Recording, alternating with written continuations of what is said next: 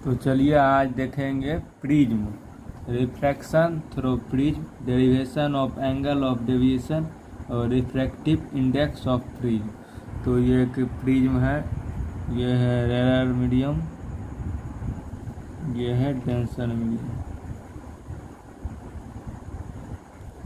तो इधर यहाँ पर पी क्यू जो है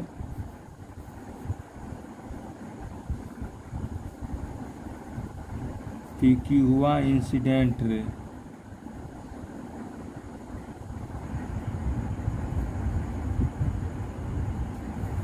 फिर क्यू आर हुआ रिफ्रैक्टेड रे,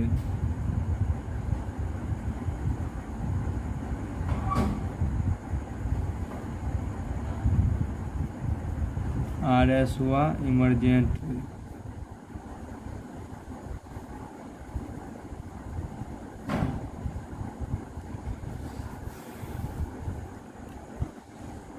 तो यहाँ पर जो है इंसिडेंट रे जो कि एयर से रेयर से डेंसर मीडियम में जा रहा है।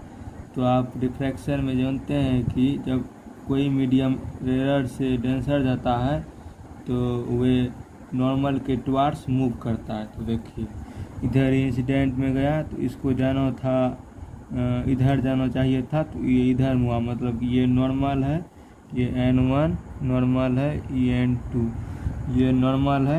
तो ये जो रिफ्रैक्टेड रे है ये नॉर्मल के टुवार्ड्स मूव किया, तो ये रेयर से डेंसर में गया तो नॉर्मल के टुवार्ड्स मूव किया। फिर तो ये हुआ एंगल ऑफ इंसिडेंस, ये हुआ एंगल ऑफ इंसिडेंस।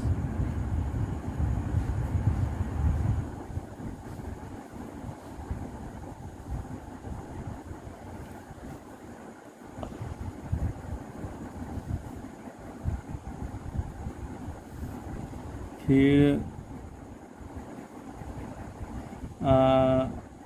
ये हुआ एंगल ऑफ इंसिडेंस। फिर जब यहाँ पे मूव किया तो यहाँ हुआ ये रिफ्रैक्टेड एंगल, ये हुआ रिफ्रैक्टेड एंगल, R1 हुआ रिफ्रैक्टेड एंगल।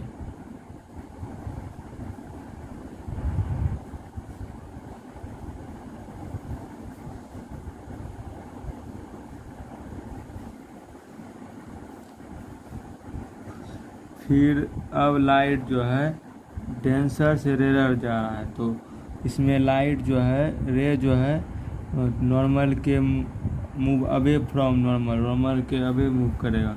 ये रे इधर जाना चाहिए था तो ये मूव कर गया इधर, मतलब कि नॉर्मल के अवे मूव किया। तो नॉर्मल ये हुआ N2 तो नॉर्मल के अवे मूव किया। तो ये हुआ जब लाइट डेंसर से रेयर गया तो इसका एंगल ऑफ इंसिडेंस हुआ ई, इसको कहते हैं इमरजेंट रे, इमरजेंट एंगल। एक तरह से ये इंसिडेंस ही हुआ तो इमरजेंट एंगल कहेंगे। तो i is equal to e हुआ। फिर इसका जो रिफ्रैक्शन हुआ ये R2 हुआ, refracted angle. R1 is equal to R2 refracted angle हुआ।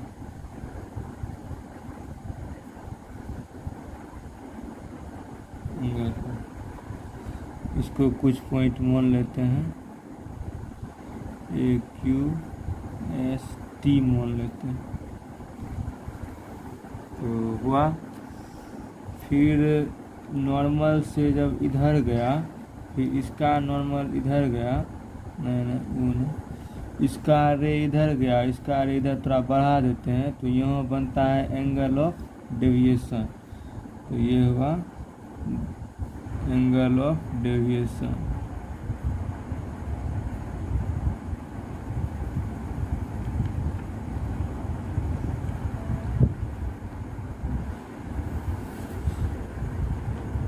तो फिगर हो गया प्रूफ। ये ए जो है ये है एंगल ऑफ प्रिज्म।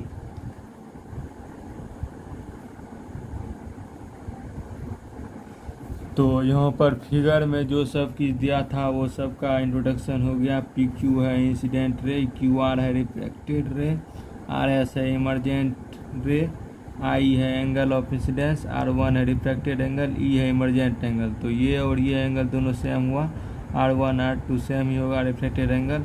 ये हुआ एंगल ऑफ डेविएशन, इसको थोड़ा आगे बढ़ा दिए, इसके भी थोड़ा आगे बढ़ाए, तो यहाँ पर जो हुआ एंगल ऑफ डेविएशन, और ये जो है एंगल ऑफ प्रिज्म है। तो हो गया। चलिए अब आगे बढ़ते हैं। तो इन क्वाड्रिलेटरल ये देखेंगे AQTR, इस क्वाड्रेटन में देखेंगे। तो इन क्वाड्रिलेटरल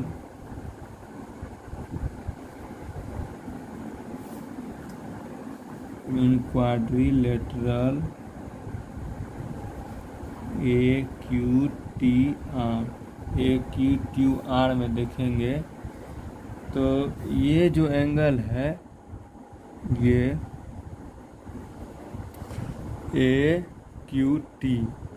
AQT जो ये 90 डिग्री है, ये भी ART 90 डिग्री है, क्योंकि ये नॉर्मल से जो एंगल होगा 90 डिग्री होगा। तो देखते हैं angle AQT plus angle ART, ये 90 प्लस 90 180 होगा।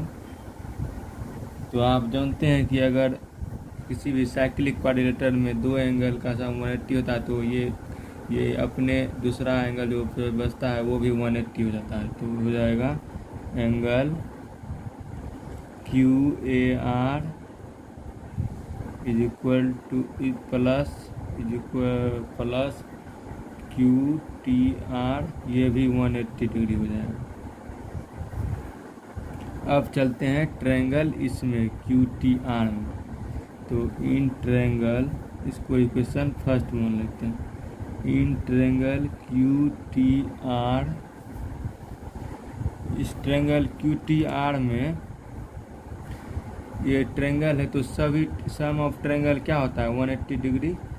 तो ये होगा QTR।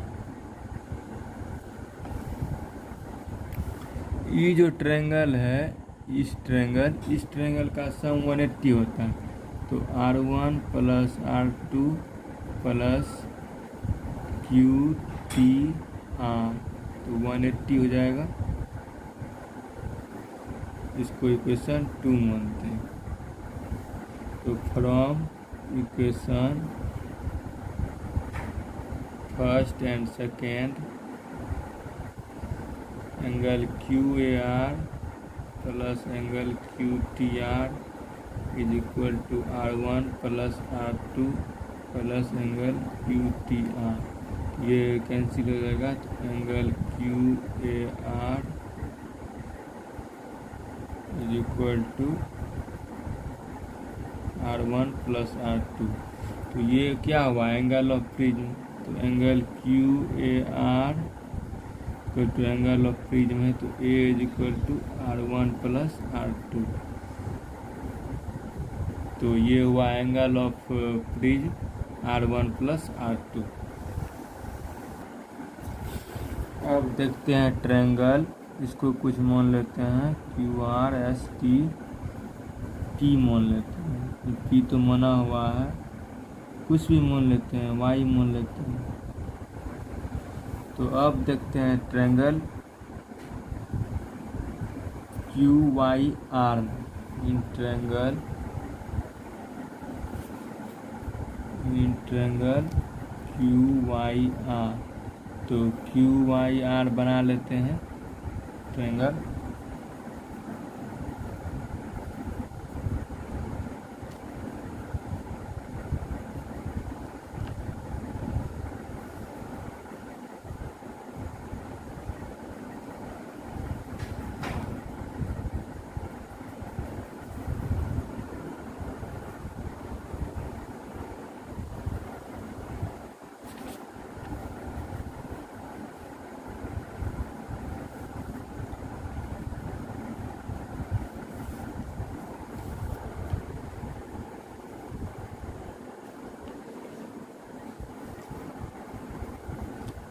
तो ये ट्रायंगल हो गया। देखिए ये जो है एंगल, ये इसके इक्वल हुआ कैसे, तो वर्टिकली अपोजिट एंगल जानते हैं, जब दो लाइन इंटरसेक्ट करे तो उसका वर्टिकली अपोजिट एंगल इक्वल होता है। तो ये पूरा आई हुआ, तो ये एंगल क्या होगा, तो आई माइनस R1 होगा। ये भी उसी तरह क्या होगा, ई माइनस R2। तो ये होगा आई माइनस R1, ये होगा ई माइनस R2। तो हम जानते हैं कि इस जो बाहर में एक्सटीरियर एंगल होता है उसका सम अपोजिट के इंटीरियर एंगल के बराबर होता है। तो डेल्टा यहाँ हो जाएगा sum of two opposite interior angle, तो i minus R1 plus e minus R2 ये हो जाएगा। तो i plus e minus R1 plus R2 ये होगा। फिर डेल आई प्लस ई, तो माइनस R1 प्लस R2 क्या निकाले हैं, ए, ये होगा। तो एंगल ऑफ डेविएशन जो है यही होगा, एंगल ऑफ डेविएशन प्रिज्म का यही होगा।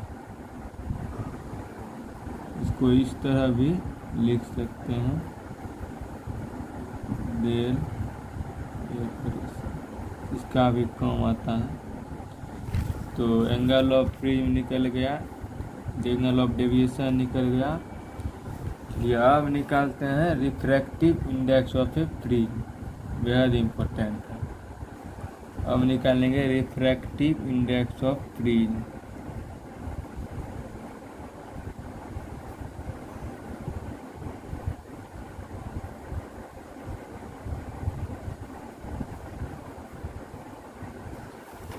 तो फिगर देखते हैं।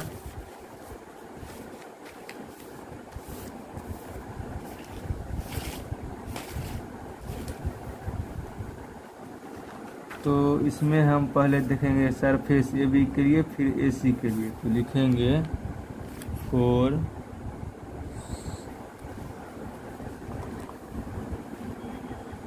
Surface A B,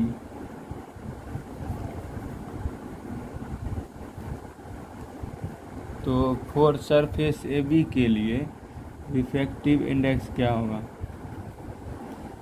from Snell's law.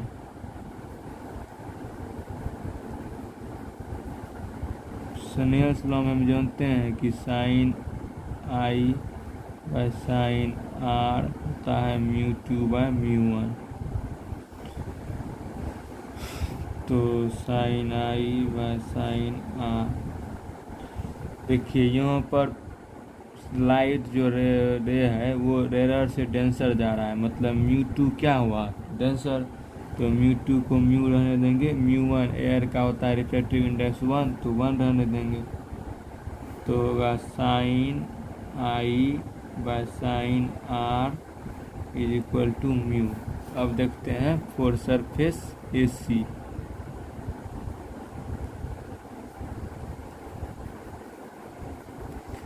From Snell's law,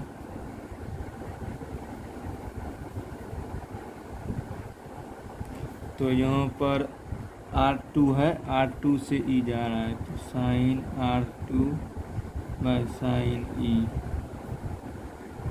μ2 by μ1। तो sine R2 by sine E।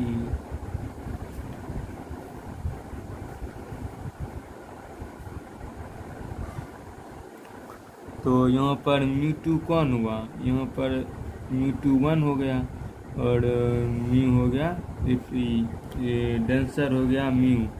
तो μ2 यहाँ पर 1, क्योंकि यहाँ पर लाइट जा रहा है डेंसर से रेयर, तो रेयर में 1 म्यू हो जाएगा, म्यू हो जाएगा। इसको फिर उल्टा देते हैं, तो sine E by sine R2 is equal to mu. तो अब जो है from equation first and plus second, sine i by sine r plus sine e plus sine R2 equal to mu. एक होता है कॉन्सेप्ट जो कि अगर हम दोनों साइड के न्यूमरेटर और डिनोमिनेटर को जोड़ते हैं तो उसके इधर में कोई फर्क नहीं पड़ता है, म्यू ही रह जाता है। सब बोलेंगे कैसे हुआ, तो इसके लिए साइड में देखते हैं कैसे हुआ। तो LHS क्या है, sine i by sine e by sine R plus sine R2।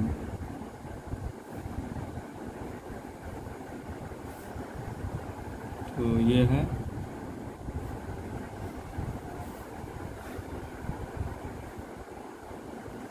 तो साइन आई को हम क्या लिख सकते हैं, μ2 into sine R1 μ2 mu sine i by sine 1 mu into sine R1 लिख सकते हैं, प्लस साइन ई को क्या लिख सकते हैं, म्यू इंटू साइन R2 ये लिख सकते हैं। नीचे में क्या है, sign R1 plus sine R2। तो इसमें म्यू कॉमन लेंगे तो क्या बचेगा, sign R1 plus sine R2। तो sign R1 plus sine R2, तो ये कैंसिल होके म्यू ही बचेगा, तो इसीलिए यहाँ पर म्यू। तो हम अब sine c plus sine d का फॉर्मूला जानते हैं, वो लगाएंगे दोनों न्यूमरेटर और डिनोमिनेटर में। 2 sine c plus d by 2 into cos c minus d by 2। नीचे में वही लगाएंगे 2 sine R1 plus R2 by 2 into cos R1 minus R2 by 2। ये लगा दिए और ये कैंसिल हो जाएगा। तो साइन आई प्लस ई अभी क्या पढ़े तुरंत देखिए, तो आई प्लस ई क्या होगा, del plus A, del plus A लिख देंगे यहाँ, del plus A by 2 into cos i minus e by 2 sine R1 plus R2 क्या पढ़े, तो एंगल ऑफ प्रिज्म होता है a by 2 into cos R1 minus R2 by 2। तो हम यहाँ क्या पढ़े थे कि ये जो है आई और ई दोनों इक्वल होता है, R1 R2 इक्वल होता है। तो sign del plus A by 2 sign A by 2, यूँ हो जाएगा कोस आई minus I bye 2 cos I minus I bye 2 cos R1 minus R2 by 2। ये दोनों इक्वल है, हम पहले पढ़े थे उसीलिए ऐसा कर रहे हैं। तो sign del plus A by 2 into sine A by 2, ये हो जाएगा cos 0, ये भी cos 0। तो sign del plus A by 2, तो साइन ए बाय 2, ये 1 हो जाएगा cos 0 का मूल। तो रिफ्रैक्टिव इंडेक्स ऑफ प्रिज्म होगा sign del plus A by 2 into sine A by 2। तो हम देखें कि refraction through prism, derivation of angle of deviation, refractive index of prism, ये जो है बोर्ड में श्योर 5 मार्क्स का पूछा ही जाता है। तो ठीक है।